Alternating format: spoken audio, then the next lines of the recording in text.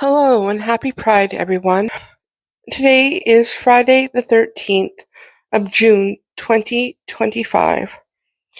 In the past, June was a much calmer month, filled with rainbow banners and people displaying their affections for each other as openly as possible. But this week in California and Washington state, Pride returned to its roots and protest.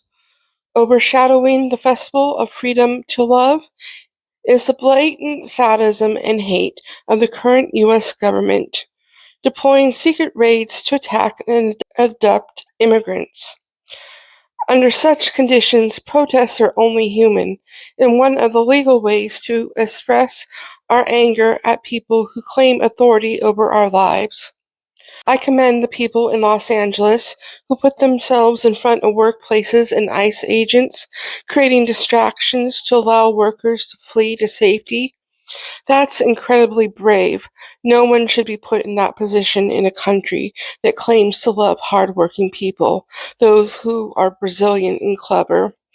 But it's only inspiration porn that's wanted.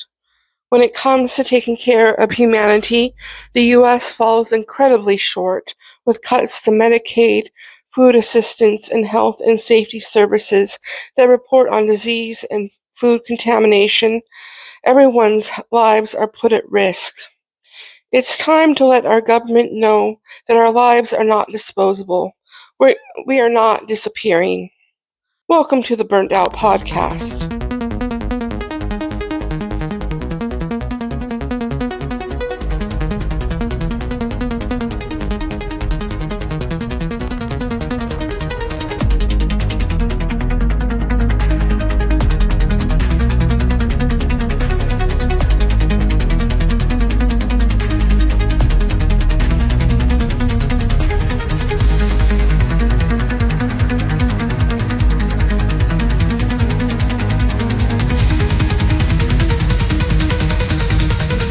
Hello again, this is Brooke.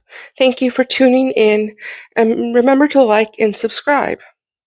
This is a special episode. I had episode 2 previously recorded, but then the protests started and the illegal occupation by the National Guard and Marines, and as someone originally from California, I have a lot of feelings. First, let's talk about immigration. The people who come to the United States, however it may be, have a long-lasting and far-reaching effect on the lives of everyone. They become our culture and influence how we see the world. In the public narrative, we romanticize immigrants in this country, putting them in a binary of competing ideas. On one hand, they're freedom-seeking adventurers and underdogs, the lone woman and child, fleeing persecution, model minorities, the farm workers, the musicians, the cooks. They become our poets, our muses, the people everyone deifies on one hand as the bastions of hard work and bootstraps. But then on the other hand, society demonizes them as criminal, lazy, traitor to their home country, potential traitors to ours if given citizenship, when they don't play perfect victims of our caste system. We can't strive to be a free society and have such disdain for people. As a society, we decided that it wasn't humane or helpful to jail people for personal debts, and so debtors' prisons went out of existence. When it comes to immigration, jailing and deporting people for what amounts to a parking ticket level offense is ridiculous. It falls under that same category of being unhelpful and cruel. What we're seeing now with raids by ICE is inhumane. It would not be a reality if racism, money, and sadism were not built into our national ideas of safety. Dragging people away from their homes and families does not keep people safe, nor does the number of employers that refuse to provide benefits and immigration sponsorship. Companies could do right by their workers and make citizenship accessible if they weren't so focused on exploiting them. In the larger narrative around immigration, we must also focus on the reality of medical migrants, people seeking medical aid for treatable conditions and disabilities. Currently, many Americans are increasingly becoming medical migrants to Canada for reproductive health care. And let's not forget the years of Americans heading to Tijuana, Mexico to fill their prescriptions, and the millions of uninsured who went to Mexico and Canada for access to doctors and hospitals. We don't see either country spinning yarns about Americans invading their borders, stealing their tax-paid health care. The level of greed that exists here in the US is unfathomable to countries that strive to care for people, citizen or not. With the expansion of Medicaid in the last few years, fewer people have had to travel or go into debt seeking health care. Insurance industries must be getting nervous about its lost revenue. It's not a coincidence that at this time that a legislative package, aka the Big Awful, is being passed, cutting Medicaid and other social safety programs that benefit both immigrants, their families, and disabled people. The cuts are made with the statement that they're meant to prevent fraud and illegal immigrants from accessing medical care. It makes it clear that anyone who is disabled and poor is not a citizen in the eyes of this Republican government. Only the wealthy are afforded that recognition.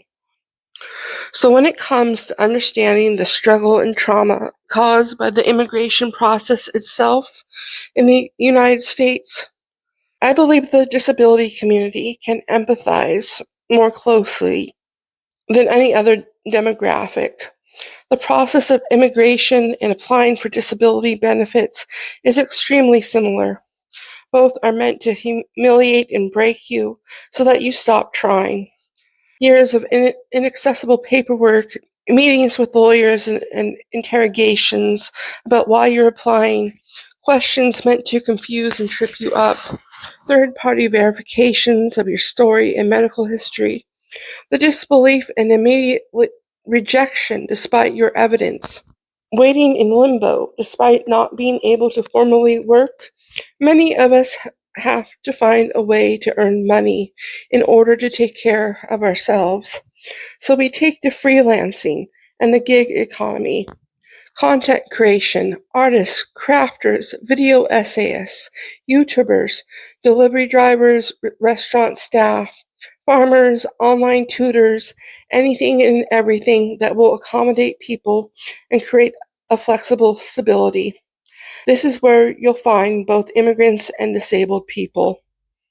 Meanwhile, we live with constant policing and fear because people think they can spot people faking and harass anyone on the street who doesn't fit their ideas of disability, of citizenship, of being human.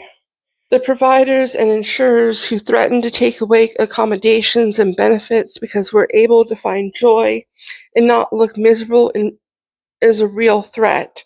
So when the Republicans voted to cut off accessible hospitals for poor people, immigrants, people who work at jobs that don't provide benefits, we all knew it wasn't a coincidence.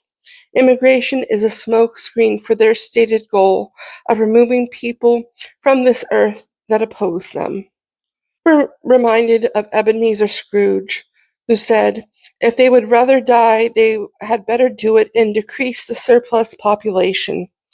As a society, we decided to move on from so much of the past, and these eugenicist, social Darwinist ideas need to continue to be opposed until they're unthinkable.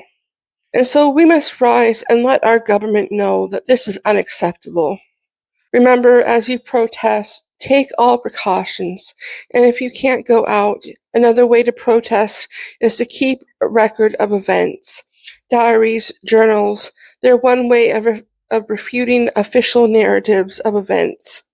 Your personal narrative is sacred in this instance.